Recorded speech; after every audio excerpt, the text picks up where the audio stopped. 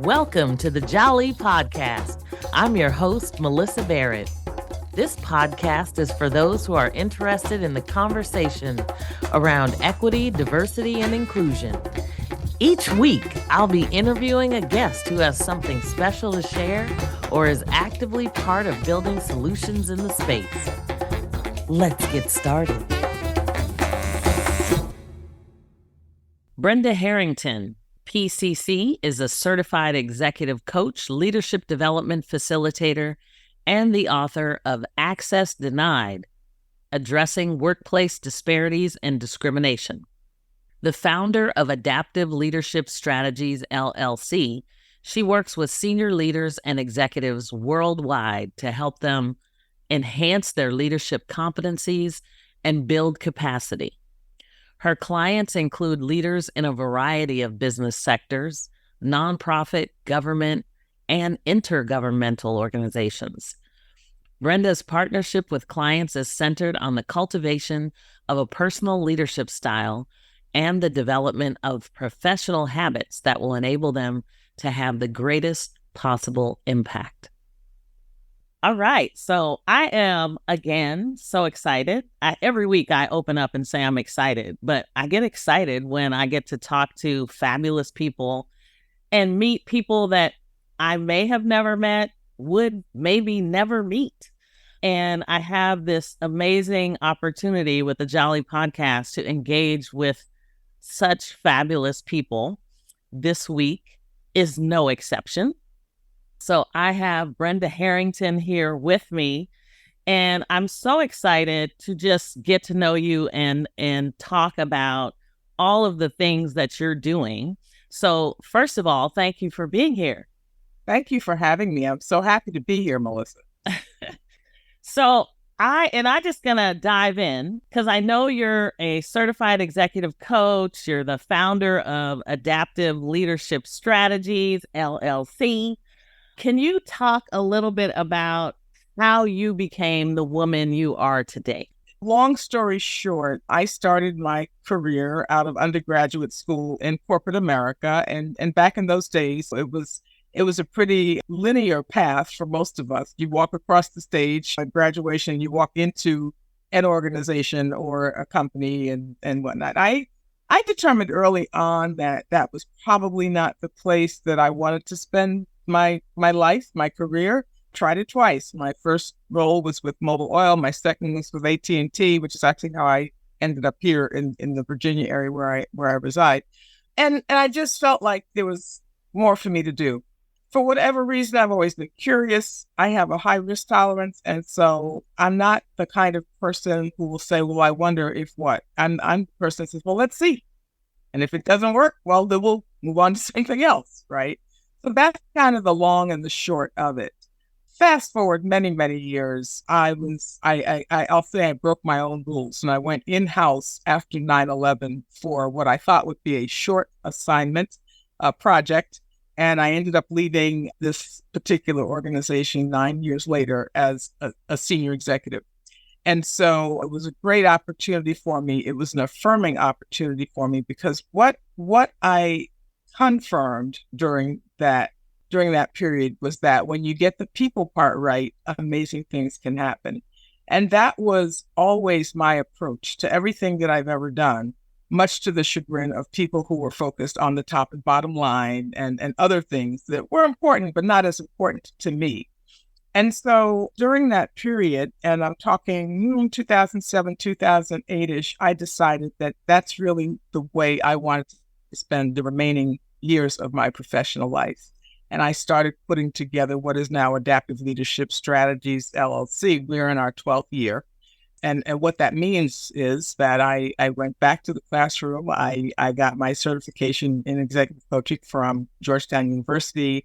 I studied at Thunderbird School of Global Management because I intended to work with an international base, which I had been doing, and just put together some other things. And I'm grateful for the fact that it's kind of worked out.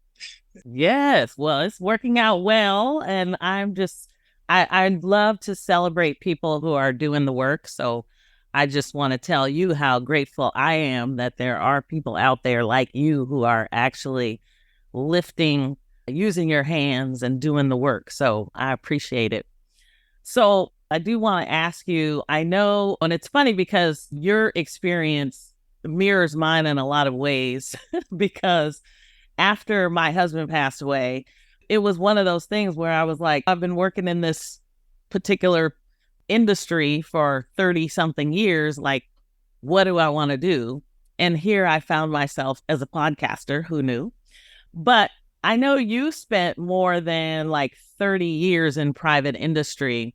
And when we watched the murder of George Floyd just a few years ago, it seemed to create a momentum in the attention and the activities for diversity, equity, and inclusion. Can you talk a little bit about what you're seeing today? And because I know a lot of companies are interested in progressing DEI, but it's almost like we've seen momentum shift and go gung-ho, and now maybe not so much. It's waned. It is absolutely waned. And it was the spring of 2020, not just George Floyd, but Maude Aubrey and Breonna Taylor and all of those things that were like... And the list goes on and on. And the list goes on and on. It was like a call to action for me. Not that I was so surprised, unfortunately, by what had taken place. A couple of the things were over the top, of course, but more about the conversations that emerge, particularly among people who don't look like us. I had no idea. And then we started to explore this idea of privilege. I never thought of myself as privileged, and we weren't rich and we weren't that. And just the lack of understanding. But it also triggered so many of us to thinking about the things that maybe nobody was physically kneeling on our neck, okay, but the metaphor of that and the things that we just experienced. And if you spent 30 years in corporate America, there's probably not much you haven't seen, right, or experienced yourself. Okay, so I really, and I thought about conversations that I had with some clients. I thought about my own experiences, and I said, I need to get into this conversation. I never thought about writing a book. I never thought about doing anything of this kind, but I wanted to tell some stories. In coaching, we use story and metaphor quite a bit to make it more accessible. And so I wanted to bring forward some stories that people could perhaps identify with, relate to, but also see as a foundation for how they could make better choices. And so when you talk about the response, the initial response to the spring of 2020, as I referred to it, all of that is really dialing back. And I think that now more than ever, we've got to be very intentional about not missing an opportunity to call things out, right? And to course correct. So then do you have advice that you would give to people in maybe individual contributor roles or middle management who want to see the change, but maybe don't feel like they have enough influence? Yeah, yes. And so every chapter in the book includes coaching and reflection tips, because a lot of the times we do feel like we're powerless and we're helpless. And the first thing I want to acknowledge is that it's not easy. And I know that it's a little scary and it involves different degrees of risk. Okay. But I think the first thing is for us to go in with our eyes open and to really pay attention to the culture, the dynamics, what type of behavior is tolerated, what type of behavior is rewarded, who the power players are. Okay. And really to approach things strategically. We don't turn on these senses a lot of times. We go in with these grand expectations and assumptions. And we've got to set that aside and really pay attention. And I'm speaking to, a lot of times people will ask me, who's book written for? I said, two audiences.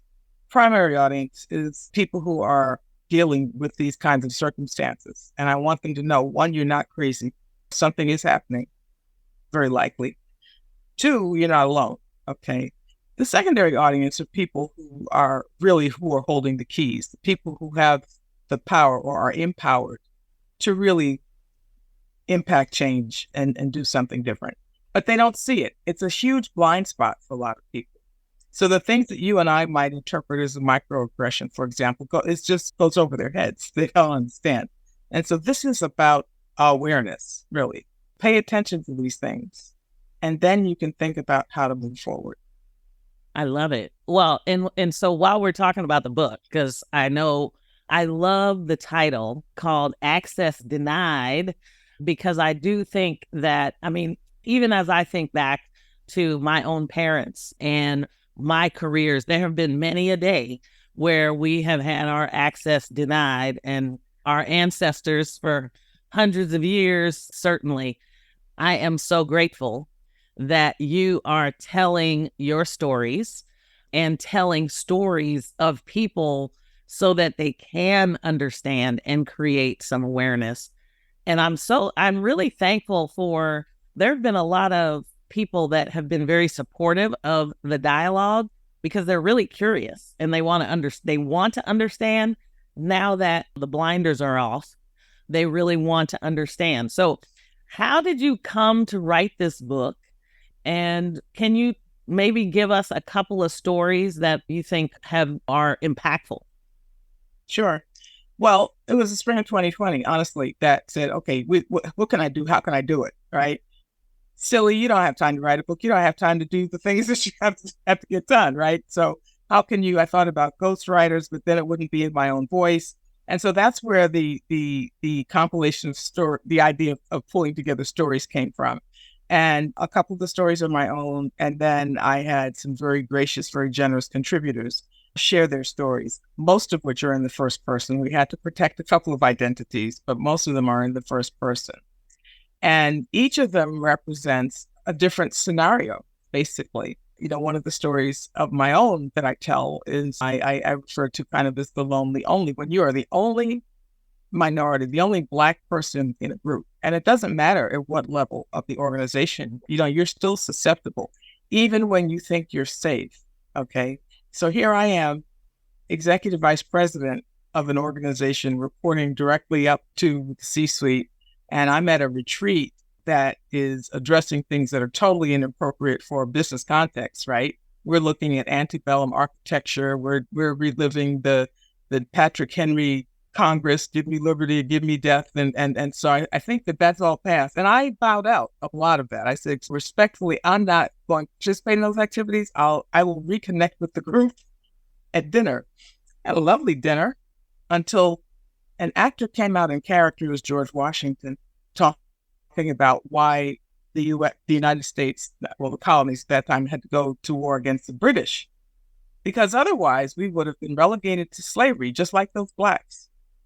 So just think about, yeah, exactly. I probably couldn't articulate that at the time for 2 weeks. I was so emotional that I felt like I had been just set up, right? And so a lot of things happened after that, but that's an example. And for them, this is just historical reference. That's not what this is for me. Okay. First of all, we don't need to be talking about it here. Okay. We have enough to say grace over, right? that involving about the business, that we don't need to be getting into all of this historical context. And so that's one example. Another example, or two actually, and one involves my sister and one involves a classmate in undergrad school, both of whom were relying on professional counselors at that time to help guide their careers. My sister never wanted to be anything but a nurse. All of her life growing up, she wanted to be a nurse. And her guidance counselor in high school said, well, you can forget about that. But if you like the white uniform, you can be a caterer or hairdresser. And mind you, we were not in the South. We were in Mount Vernon, New York, okay? And so 5 or 6 years after that, my sister and I are 10 years apart, I happened to be in the same school at the time that my sister graduated from nursing school, from college. And in those days, nurses wore white caps with black bands, right? And I took that picture, my graduation picture, my sister, and I walked into that guidance counselor's office and said, you told my sister that she couldn't be a nurse, and I want you to know you were wrong. So this goes back a long way with me, as you can see, right? And then a similar story with my classmate, who is now Dr. Marjorie a notable psychologist who was told that she shouldn't apply for the PhD program to become a psychologist. So those are the kinds of things. And the point, well, the first story is just absolutely over the top. But even when we are entrusting our careers, our futures to others, we have to be very careful. We have to be very discerning, right? That's not everyone's approach. They come in with expectations. Well, this is my counselor. This is my advisor. This person has my best interests at heart. You've got to be the steward of your own circumstances. Absolutely. I love that. Be the steward of your own circumstances. So you talked a little bit about how, because honestly, some of the experiences that you just mentioned, and certainly some that others and myself have had, I think you end up being so surprised that you can't find the voice you talked about or the language to even communicate what you're feeling. So are there things tips maybe you can give that help people find their voice? You've touched on something that is so meaningful to me. If you go to any of my current or past clients and ask them, what are Brenda's 2 favorite words? They will tell you expectations and accountability. And here I want to talk about expectations because we shouldn't be surprised, okay? And I'm not trying to turn everyone into a cynic, but we've got to set reasonable expectations, plan for the worst and hope for the best, okay? So if you expect that because of your credentials and your CV and your experience, that the playing field is level, then with all due respect, you're likely setting yourself up for some degree of disappointment or failure. And I talk in the book about our relationship with the F word, right? Fair. It's not about being fair, okay? And this is why it's so important to pay attention to what's happening. And we're so focused on the me, right? We're not paying attention to the we. And so, and this is so critical because every opportunity, every time something happens, every time somebody else gets to present to the client or gets that exposure or gets that acting role or gets that special assignment at the expense of you're not getting it and you don't say anything, you're sending a message that it's okay. You're sending a message that it's okay. I had a client just starting with her at this particular meeting, and she was saying the most outrageous things to me about her experience with her then manager and her colleagues. And at the end of every sentence, she'd say, and that's fine. I heard her say that about 3 times. I said, stop it. I said, none of this is fine. Little Ghostbusters thing, right? Circle is fine, X right through it. No, it's not fine. And we cannot accept it as being fine or accept it as just the way things are, okay? And so this is where the strategic piece comes in. I talk a lot about having mentors, having an advisory board. We need more than one voice. We need more than one person to bounce these things off of. But there's always an opportunity to have a conversation and to address something. You don't have to be mean. You don't have to turn the place out, right? But at least acknowledging, letting them know that you're paying attention. Yeah.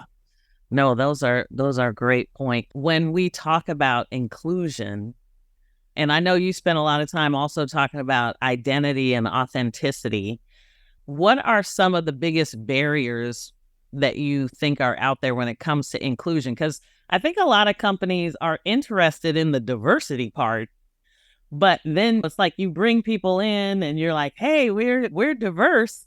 And then the people that are there are like, this is not what I expected. Right. The numbers make sense. So when they do their EEOC reporting, they can pass those tests, right? They meet those criteria. They can check the box for compliance, but nobody's being asked to engage, right? Nobody's being asked to engage, and those that falls into it. I mean, you got to call those things out. If I'm not being included this time, what do I have to do to prepare? And how are we going to work on that?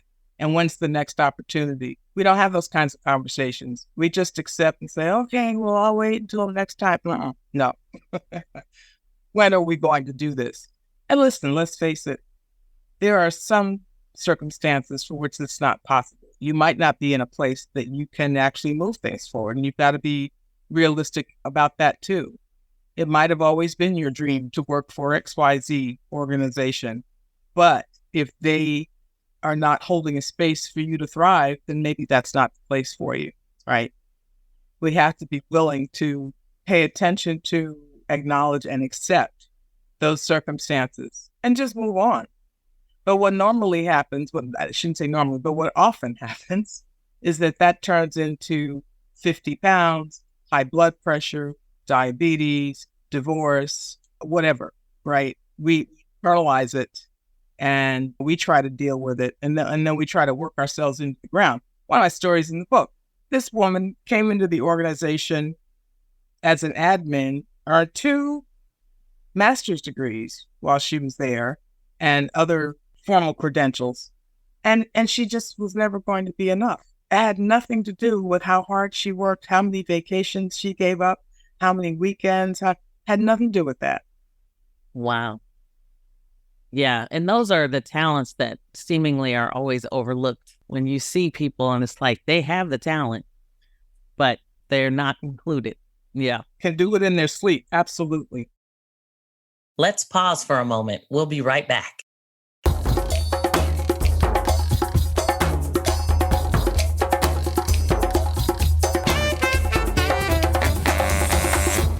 So we talked a little bit about independent contributors and middle managers who maybe don't have the influence that they want. You now, as a CEO in your own company, what advice would you give to CEOs who do have the influence and maybe aren't doing what their employees would like for them to do? Because we all know that CEOs, they make the decision and everything flows down. So are there things that you think CEOs should be doing, especially having come from large companies like you have? So now I get to talk about my second favorite word, which is accountability, right? Did I set you up right for that? You set it up. You set it up beautifully. Thank you so much. And I'm finishing up, I'm wrapping up a course, actually. I developed a course related to the book that addresses this very issue. And it begins with a very deep, reflective exercise around identity and belonging to kind of help people get into the right frame of mind. So when you are the person who holds the keys, right, it's important for you to pay attention to these things. If I'm on your team and I'm the only, and you don't ever see me presenting, you don't ever see me engaged at the same level as the others, you need to check that out, right? But what's going on with Brenda? Why isn't she, when is she going to? So, because I have this conversation with people a lot. You can't change hearts and minds. Hearts and minds can change, but that's a very individual effort and activity. You can hold people accountable, though. And so if you have someone in that senior leadership role or middle management role, and they've got a team where things don't seem to be equitable and balanced, then you need to have a conversation about that. And the expectations around engagement and inclusiveness need to be explicit, right? And you need to walk the walk, basically, right? You hear all this, communication's not, have you had a conversation with her? Well, no, because I don't want to get in trouble. I don't want her to think. We don't get feedback that we need because they're afraid to talk to us. They think all of this. And the CEO needs to break through all of those barriers. Yeah. Well, and I think it's so important sometimes to actually hear a CEO say, they don't know. Just understand. I'm curious. I want to learn. Just speak it. Well, it's the learning is one part, and I talk about this in the course. I said, so what is it that you want to get out of this? Learning is one part. The most important is, what are you going to do with it, right? Right, exactly. What are you going to do with it? And identify. Okay, we're gonna go through this learning module. Now you go out and you look at your organization through this lens now, and you tell me what you see that you might not have seen before. I've had so many people come back to me to say, I had no idea. I reflected on something that happened when I was here or I was there. Now it makes sense. Now I understand what was happening. But they don't think of it that way because it doesn't affect them. Yeah, no, that's really an interesting thought process, because I think, especially when we talk about companies, especially large corporations who have this global presence. And one of the things I wanted to chat with you about is, I know you have a certification in relocation and you do coaching on mobility and relocation assistance, or however. So can you talk a little bit about how maybe coaching can help? I mean, you also have certifications in global mindset, government coaching, global business, the list goes on and on. So can you talk a little bit about, I think sometimes we're so focused on what's happening in the United States, but the global mindset does have an impact, especially when you're working in a company that has a global presence. Right. They're very closely aligned. They're very closely aligned because there are such fractions when you start to talk about interacting across cultural boundaries, especially in a leadership space when you are there to exercise influence and you disregard the local norms and customs and things like that. It really can shut things down very quickly. And so it's important to pay attention to all of those things. When the low-hanging fruit when someone is about to relocate and become an expat is to learn the language and things like that. What you really need to understand are the nuances, things that are less explicit, because in most cases, we're not a very collective society here in the West. In the United States, it's about me. And many other places, I would argue most, really look at the collective first. So you got to spend some time developing rapport and building relationship before you could ever have a conversation about business. You need to know what the protocol is around time. Is it important to be punctual, or is it offensive to be punctual and more important to be late, and things like that. And people don't ever think about those things. So it's the same kind of thing. And I would say there are a couple of highly international, diverse institutions that I work with that have a large presence here in the United States. And it happens there. You have people on the diverse teams. You have people from different cultures on a team. Some are more high context, some are more low context communicators. And you just have to be intentional about paying attention to those things and trying to hold the space for everyone. Yes, I love that word, intention. That was one of my favorites as I learned. And it's funny because I know I had experiences that I had to learn when I was doing a lot of work in Brazil. Right. They tend to not be on time. Everybody else is like on the phone waiting, right? And so it was interesting to try to learn how to incorporate and make sure they were included without having kind of other people go off on a tangent. Right. Yeah. So, and it's, I mean, I have to say, one of my favorite places to go, and the people are phenomenal.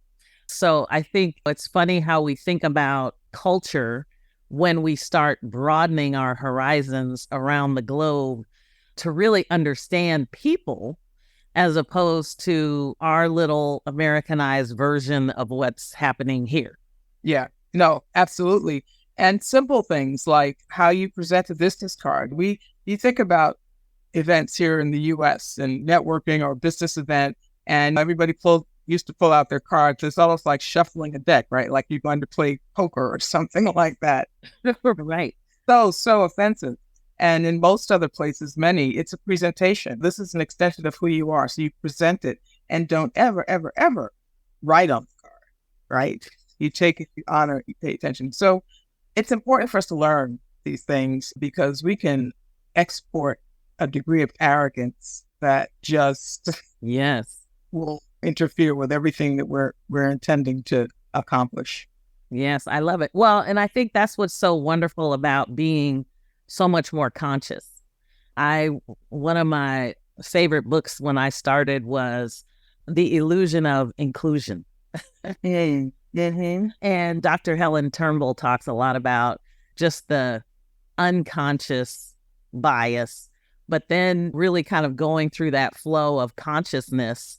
And will we ever have that unconscious consciousness? And so it's interesting to me when we start thinking about just the use of our head, heart, and hands and how we can actually lift ourselves to really be conscious of other people and their thoughts and their perspectives, asking questions and being curious, as opposed to just driving our own perspectives through somebody else's heart. And assuming that they're looking through that they have the same lens that we have. Absolutely. Absolutely. Yeah. Yes. Yes. I love that. So would you please, I do want everybody, because hopefully we'll also have this video. So I do want people to see your book. I know you have it sitting in front of you. Access Denied. You have to get this book because it is just awesome. I love when people are incorporating stories along with the lesson, because I really believe that's how we engage our right and left brain to really understand the perspectives. And you just are doing such a wonderful job at really helping people not only understand, but then formulate an action plan, hence the term adaptive leadership strategies. So I love the fact that you're doing this work. What are there other things that you find when you think about identity and authenticity in terms of how people should prepare to transform their organization when it comes to identity and authenticity? Because I think a lot of times we say, hey, we want everybody to show up authentically, but then we have this organization that maybe doesn't quite allow me to be authentic.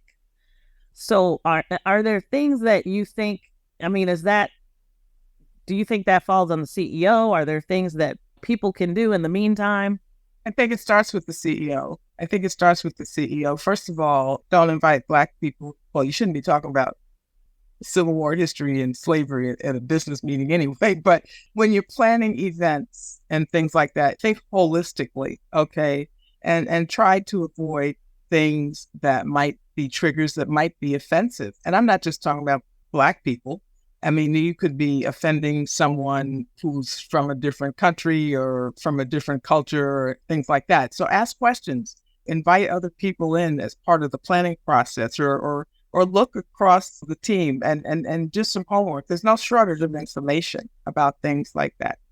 It's like inviting a group of vegans to dinner and serving prime rib, right? I mean, you don't want to do that. So it's just not that hard. But if you just make an effort to think about it. Okay. I had this conversation with someone just a few days ago, bring your whole self to work. What does that mean? Certainly we have got to self-regulate, self-manage. And we all need to bring our professional selves to work. But it is important. It is important that people do not have to camouflage or expect to have to code switch in the workplace. It takes a lot of energy, and it draws energy from what they're there to do. I'll never forget a gentleman telling me that he has spent 30 years of his career making sure that he didn't use his Caribbean accent at work. How you do that? I mean, it's like getting in character every day to go to work. Okay. He's from Barbados, and that's his natural tongue. And, it's not that you couldn't understand him. I mean, he had an accent, beautiful accent. But in order not to draw attention to himself or be otherwise marginalized, he made sure he tried to clean up that accent every day and went to work. And that just almost brought tears to my eyes. Yeah, that's terrible. That's horrible. Yeah. And so things like that, and just allowing people to be who they are. And especially when you see a situation like that, and then you're expected to celebrate others. Oh, we're so happy to have so-and-so from Sweden. I just love your accent. And I'm sitting here trying to sound like I'm from Cincinnati, Ohio, or wherever. It's ridiculous. It's ridiculous. So there's a lot that can be done if we just try. And I think that, people will find out very quickly that we're more alike than we are different. Absolutely. Well, and I think it's interesting because, at least in the United States, we have such polarization in politics that certainly is fed through the people that we interact with in lots of ways. And I get the question all the time, should we even be talking about politics at work and all of that? But there used to be this kind of unwritten rule that you don't talk about politics, don't talk about religion at the office. And I think a lot of times now people bring their values with them to work, and they want to work for companies that have similar values as them. Values, purpose-driven, a lot of this really came to the surface during COVID. Why am I here? What am I doing?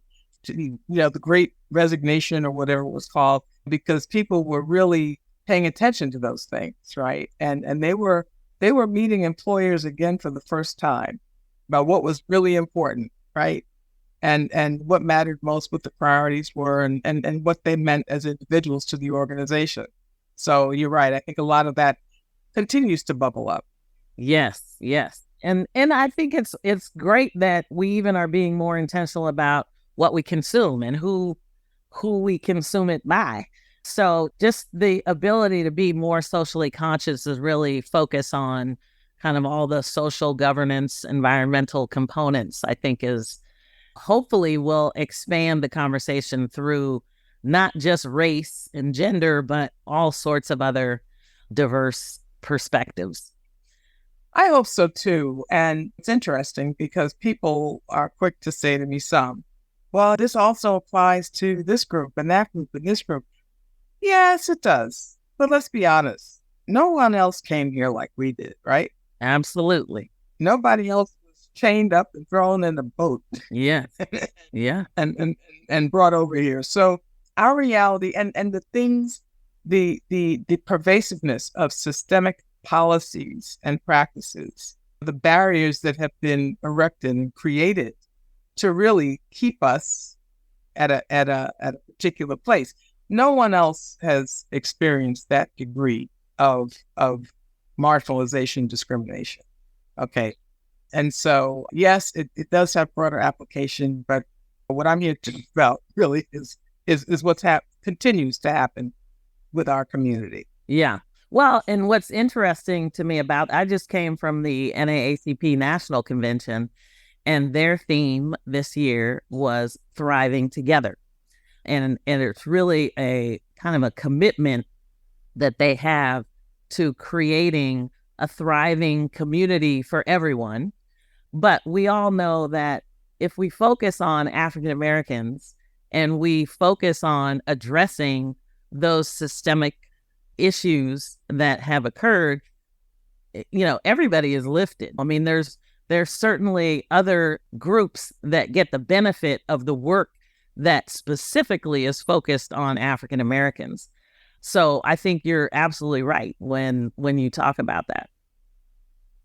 Unfortunately, not everyone shares that belief, because there are people who truly believe that I am of inferior intelligence, intellect. I really need to get this right because I refer to it periodically and I don't know the specifics. But when you think about the reveal within the NFL a couple of years ago, when it comes to cognitive ratings for people who have suffered head injuries, there was a different baseline for African American players who dominate the league. Okay, African American players in the white. By the way, than for white players. So that in and of itself, I mean, well, I'm not as smart, so I'm not entitled to receive as much. And it's ridiculous. It's ridiculous. Yeah, it is. So, well, that's why it's so important to see you doing the work that you're doing. And again, I just so appreciate all of the things that you're doing. I mean, all of the credentials you bring, the books that you write. Hopefully this is only the first one. I know you got another one out there. We'll see. But in the meantime, everybody pick up Access Denied. It is an awesome book that is not only for people that want to see the work done, but for the CEOs that want to make the work meaningful. And so I just, again, appreciate all you're doing in the space. And thank you so much for joining me on the Jali podcast. So happy to be here. Thank you very much. Thanks for joining me on the Jali podcast. Please subscribe so you won't miss an episode. See you next week.